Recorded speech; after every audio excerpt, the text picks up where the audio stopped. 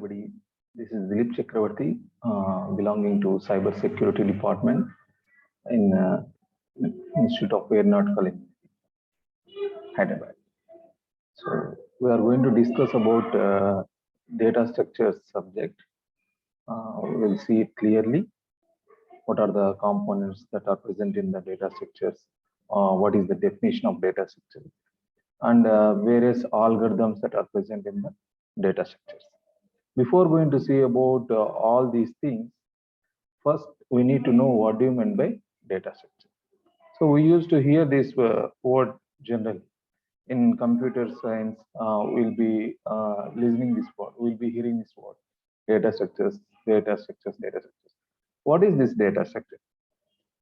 If you observe the definition of data structure, so you'll say that data structure is the way of organizing the data. Data structure is the way of organizing the data and set of operations that are performed on the data. Okay, we will see the definition clearly. If you observe here, so he says that a data structure is a particular way of organizing data in computer. Okay, so now everything is going to store it in the computer. So all the information is stored in the computer. How the computer is going to store that information? So is it following any format for storing the data? So generally, we'll place our data, we'll place our things in a format, maybe a sequential format. So one after the other, maybe in a different format. We are using some mechanisms to place our belongings. Suppose if you are organizing your house, you will be placing here, I should place my my sofa here. I should place my TV here. I should place my set here. You will be organizing. You will be seeing where the data, where the things should be placed. Similarly, in computer also, data has to be stored. How the data is going to be stored? Okay, why we need some data structure means, so whenever we require the data, we should get the data quickly. For getting the data quickly, so we need to place the data in a format. Okay, that is what he's saying. A data structure is a particular way of organizing the data. Okay, in a computer so that it can be used effectively. Okay, I'll be using the data structure and I will be retrieving my data whenever I require. Okay, so then, so why we are organizing this? So the idea is to reduce the space and time complexities of different tasks. So now you are storing the data.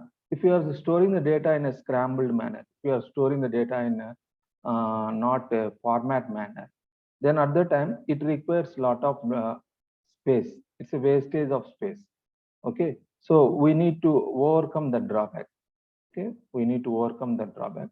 Not only that, if data is at one place, we can easily get the data. But if data is placed in at different locations, at different places, for retrieving the data, for getting the data whenever we require, it takes a lot of time. Okay, that is what he's saying. He says there are two complexities. One is space complexity and the other one is time complexity. Okay, so these are the two things we need to consider.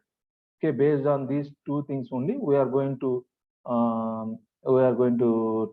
take a particular data structure. Okay, the choice of good data structure makes it possible to perform a variety of critical operations effectively. So we are going to perform a lot of operations on the data. Maybe we are going to insert the data. Maybe we are going to delete some data. Maybe if you want some data, you are going to search the data. Okay, so these are the different operations we are going to perform on the data structures. Okay, we'll see all these things clearly in each data structure. Then an efficient data structure uses minimum memory space. As I already told you, so suppose if you are placing the data in a formatted way, in a structured way, then we can easily manage the space. Not only managing the space, and the execution time to process the structure, process the data is also less. We can easily, we can quickly get the data. Okay, this is what he is saying. So let's see, still we are having a lot of definitions, lot of things they said. So data structure is a representation of logical relationship. So we are framing a logical relationship between individual elements of data. So not only we are placing, we are structuring the data. So if data consists of huge amount of information, see here we are maintaining relationship between individual elements of data. So data consists of elements. Now, so we are maintaining a relationship. How this how one data is related with another data. Okay, so we are going to see what type of relationship between those two. Okay, so then he says, finally, he says like this. In other words, a data structure defines a way of organizing all data items. So whatever the data we are having, we are organizing all those data items. We are placing all those data items, and we are performing some operations on that data. Okay, so this is about your data structure definition. Whenever you talk about a program, so as we all know, program is nothing but some set of instructions to do a particular task. Okay, so you need to write a program for so and so application, so and so problem. So for that, so what you need to do, what you are doing, you are writing some sequence of steps in some programming language. Okay, so before going to write it in a programming language, so what are the things that are necessary? What is this program is? If you observe there, I stated it as like this. So program is nothing but it's a combination of algorithm and data structure. Okay, it's a combination of algorithms and data structure. What is algorithm? Algorithm means it's step-by-step procedure, step-by-step procedure for solving a problem. Okay, or that is what we call it as a algorithm. And the data structure, we will be taking what type of data structure we will be handling. Whatever the data we collected, how we are going to place that data. Okay, what are the operations we are going to perform. Both these two things, algorithms and data structures, combine together to form a program. Okay, is that clear? So that is what he's saying. Let's see, still we will go in depth. Okay, so the next is classification of data structure. How data structure is classified? We know, we have seen the definition of data structure, the way of organizing the data. There may be different types of data structures. So how we are classifying it? See, data structures is divided into mainly two types, two parts, we can say. It is primitive data structure and non-primitive data structure. So what are primitive data structures? Primitive data structures are fundamental data structures, fundamental types. Those are basic data structures. Okay, so if you observe the basic data structures such as integers, float, characters, whatever the data we are handling. So if you are handling numeric type of data, we call it as integers. So if we are handling decimal values, we'll say it as float. If we are talking about characters, alphabets, we'll say it as a character. Okay, these are the different data structures we are having. So we'll say it as basic or primitive data structures. Okay, so now we concentrate mainly on non-primitive data structures. Okay, we don't worry about primitive data structures. So we'll see non-primitive data structures, which are again divided into two types. One is linear data structures and another one is non-linear data structure. So what is this linear data structure? We know the definition of data structure, that the way of organizing the data. We are organizing the data. We are calling it a data structure. Here, how we are organizing the data? How we are placing the data? We are placing the data, or we are storing the data in sequential format, one after the other. Okay, we'll call it as linear data structure. If you are following, if you are storing the data one after the other, we will say it as linear data structure. If if you are not following a sequential manner, if you are arranging the data in a hierarchical format, so then we'll say it as non-linear data structures. So there are different linear data structures and non-linear data structures. We'll see all those things. Coming to the linear data structures, so linear data structures, if you observe here, so we are having generally we say there are 4 linear data structures: arrays, linked list, stacks, queues. Okay, we all know about these arrays. Arrays are nothing but it's a collection of homogeneous type of elements. That means same type of elements are stored. Okay, so how we are storing means one after the other. So if you observe a of 10, if you define an array a of 10, that means it can take up to 10 elements, starting with a of 0, a of 1, a of 2. That means elements are stored in a sequential fashion. Okay, so that is it says it as arrays. Okay, array is one linear data. Similarly, linked list. Okay, so there are some drawbacks of arrays. What is the drawback of array means? If you observe arrays, suppose if you declare the size of an array, if you declare the size of an array, something like a of 5, that means it can hold up to 5 values. It is allocate the memory, it is allocating memory for 5 values. But suppose if you want to increase the size of array, at the time you have to reinitialize the array. Okay, so you can't change it. Okay, you can't dynamically change the size of the array. Okay, so this is the main drawback of arrays. Not only that, suppose if you are trying to insert an element. Okay, if you are trying to insert an element in an array, we need to shift lot of items. Okay, it's a huge process. So that's why we went to a concept called linked list. Okay, to overcome the drawbacks of arrays, we went to linked list. Linked list is nothing but which consists of nodes. Linked list consists of nodes. So what is a node? What is a node? What does this node consist of? A node consists of two parts. Generally, a node consists of two parts. One is information field and the other one is address field.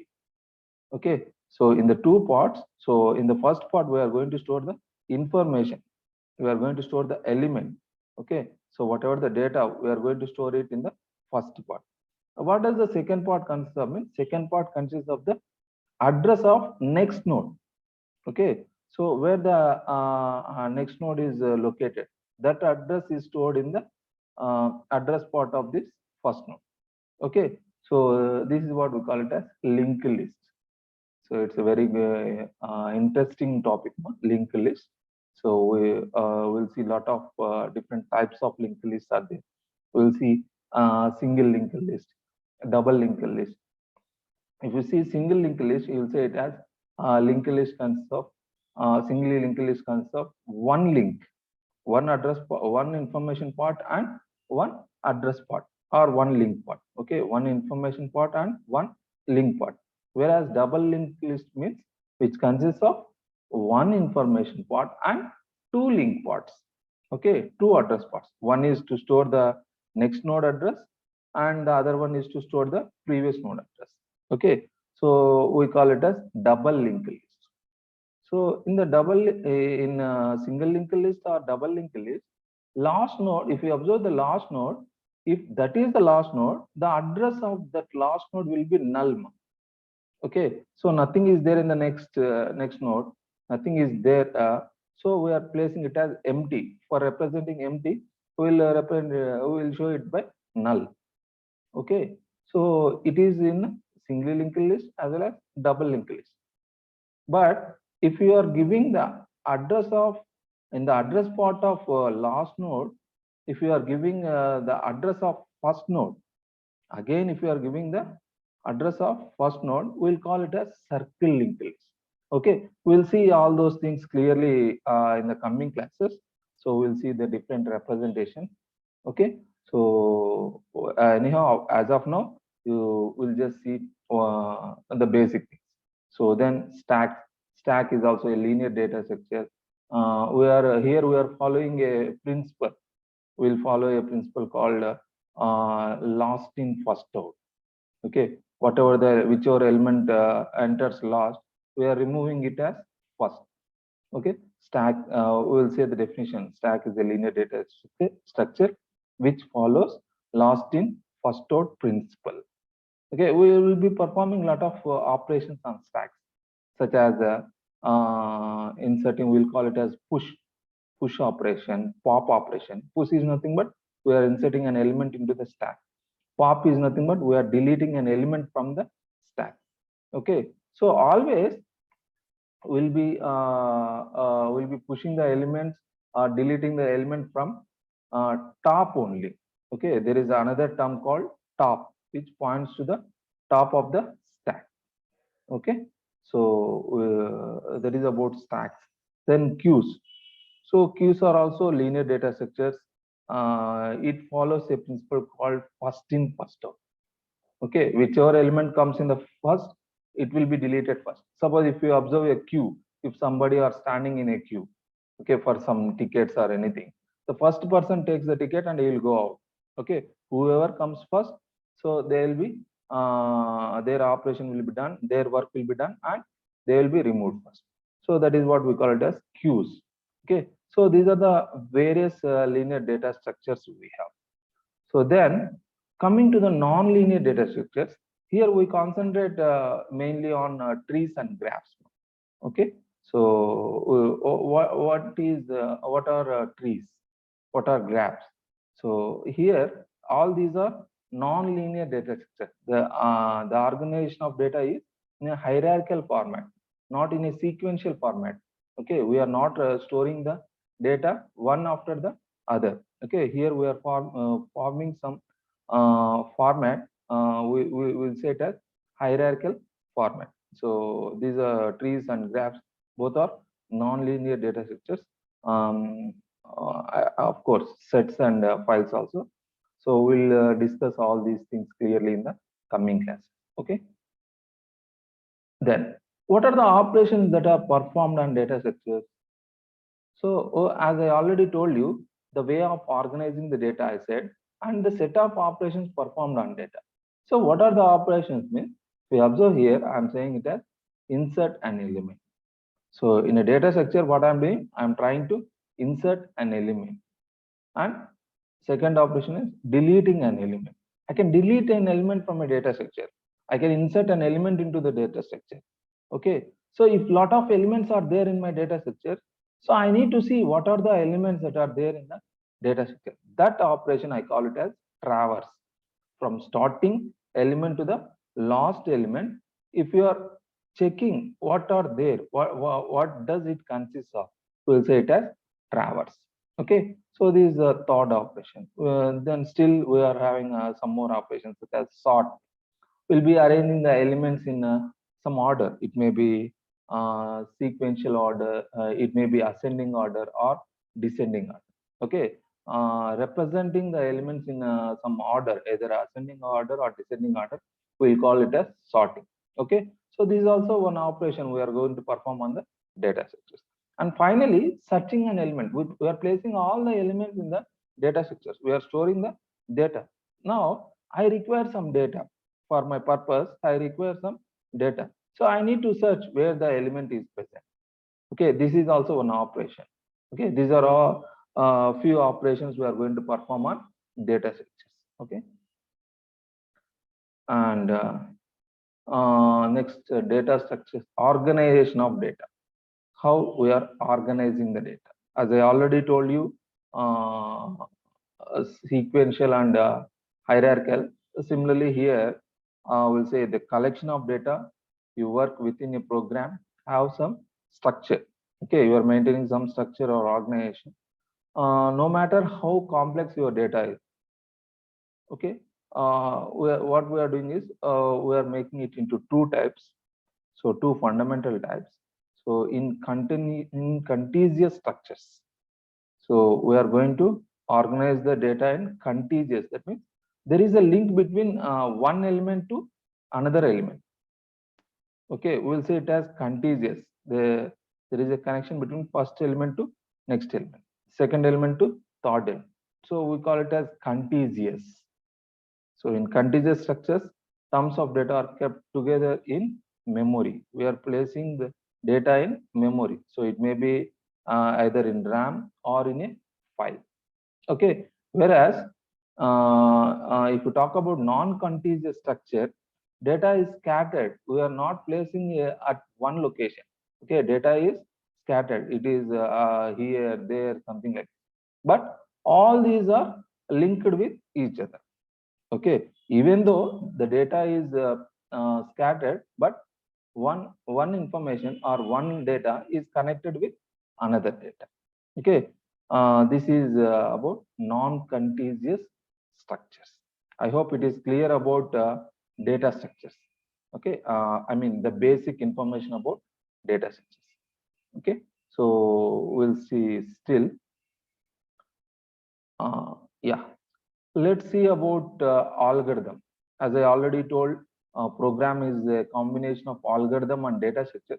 We have seen the basic definition of data structures. Now let's see the about algorithm. What is algorithm?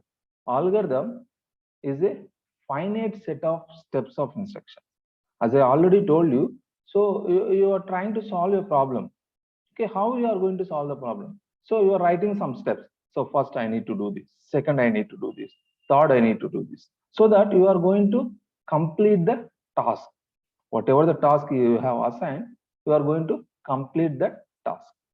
Okay, so that is what we have written. Algorithm is a finite set of steps of instructions. We are writing some steps. Okay, we are writing some instructions. Why we are writing? To accomplish a particular task, to finalize the task. Okay, so then an algorithm is an efficient method that can be expressed within finite amount of time and space. Okay, so I'm going to express the thing within finite amount of time. So I need to complete the work. I need to complete the work in within some time, and I require the space. How much amount of space I require to solve the problem? Okay, so then algorithm is independent from any programming language. See, you can write an algorithm that is not dependent on one programming language. So you are writing some sequence of steps to solve the problem. I'll be using the same steps for writing it in C programming or C++ or Python program. Algorithm is same. Okay, so it is independent of any programming language. Then, what are the properties of an algorithm? So we are having some properties. Properties are nothing but characteristics. In order to say this one as an algorithm, what should it contain? Okay, so we'll see some characteristics. Yeah, algorithm must satisfy the following criteria. In order to say it as an algorithm, it should satisfy some criteria. What are those criteria? I mean, what does it consist of? Me, it will say these things: input, output, definiteness, finiteness, and effectiveness. What is input? Input is nothing but for solving any problem, first there should be some input. So if you give input only, we'll be getting the output, isn't it? Okay. Now, similarly, so whenever you are writing an algorithm, first you should know what is the input we need to give. Okay. So it may have 0 or more inputs. For the algorithm, we can give 0 inputs or more inputs. Similarly, what is the output? So if you solve that algorithm, if you use that algorithm, what is the output we are going to get? Okay, it must get at least one output mark. If you observe input, so it may be 0 or more inputs, but so for output, definitely it should have one output, one or more output. Okay, so that is about output. Then coming to definiteness, so whatever the step you are writing, it should be clearly defined. So all should clearly understand the thing. So on seeing that step, nobody should be in a confused state. So what he has written something like, okay, that step should be unambiguous. There should not be any confusion. It should be clearly defined. Okay, so that is what he called as definiteness. Okay, then finiteness. What is this finiteness? So whatever the algorithm you are writing, it should be completed. That means there should be an end for an algorithm. There should be an end for anything. Okay, you are writing some steps, so there should be end for those steps. An algorithm must terminate. That means there should be an end after finite number of steps. Okay, and finally, effectiveness. So whatever the operations we are going to perform, it can be easily done by using a pen or paper and pen. If you are having paper and pen, you can simply write an algorithm for solving any problem. Okay. So these are the 5 important properties of an algorithm. Okay. Then we need to find which algorithm is best for solving a problem. So we are writing many number of algorithms. Among those algorithms, I need to choose the best one. How can I choose the best one? Which one gives me the best answer? Here, I'm having 2 types. Okay, before going to see about that. So as I already told, as there are many number of algorithms, which one I am going to choose the as best means. So we need to consider 3 things here. So worst case analysis, best case analysis, average case. Okay. So what is this worst case means? The maximum number of steps taken on an instance of size A. So for solving a problem, how many number of steps you require?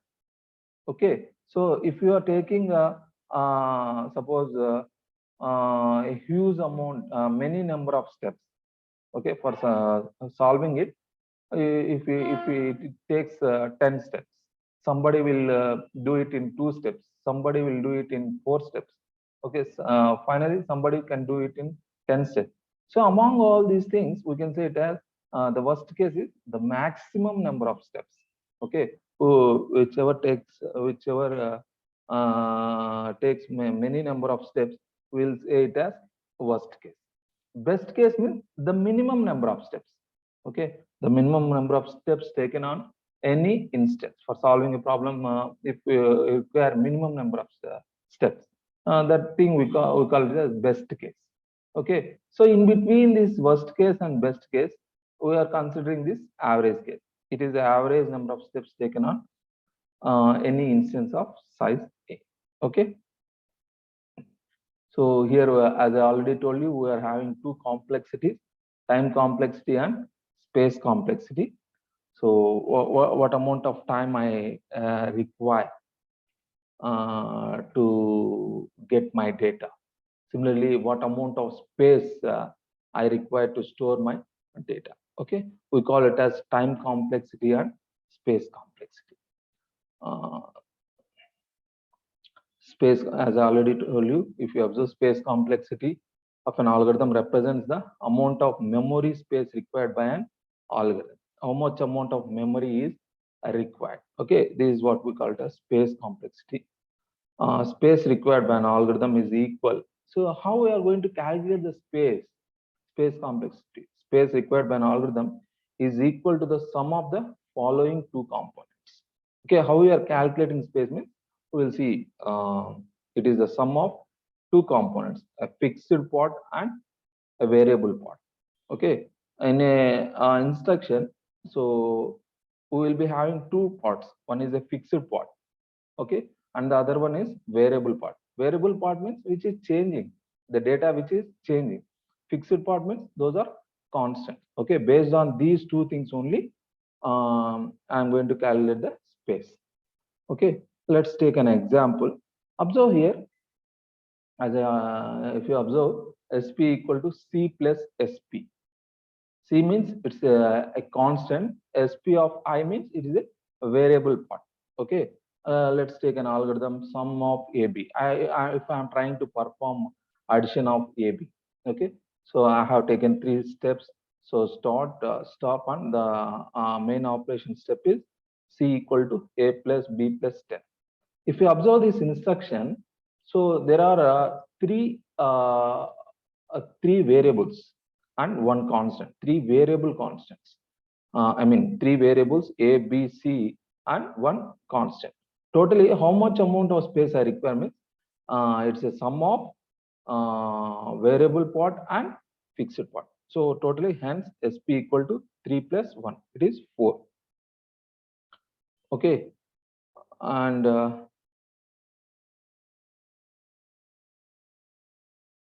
let's see about time complexity. So as I already told you, the time complexity is the amount of time required by an algorithm to run to complete.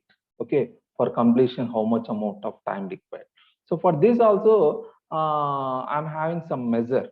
So how I'm going to calculate means it is calculated by counting the number of elementary operations performed by an algorithm. How many operations we are going to perform? Based on this, I'm going to get the time complexity. Okay, let's take a simple example here. So if you see that example, I defined a program, sum of n, where I am returning n into n plus 1 by 2. Okay, here that is the what is the code I am going to execute means n into n plus 1 by 2.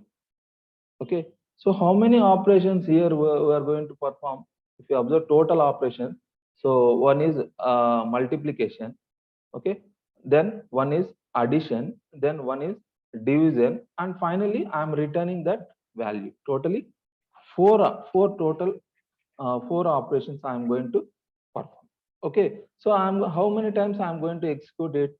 I'm going to execute it only one time. Okay, so in this way I'm going to calculate the time complexity. So time complexity can be calculated by counting the number of elementary operations performed by an algorithm. So here in this example, so number of elementary operations are 4.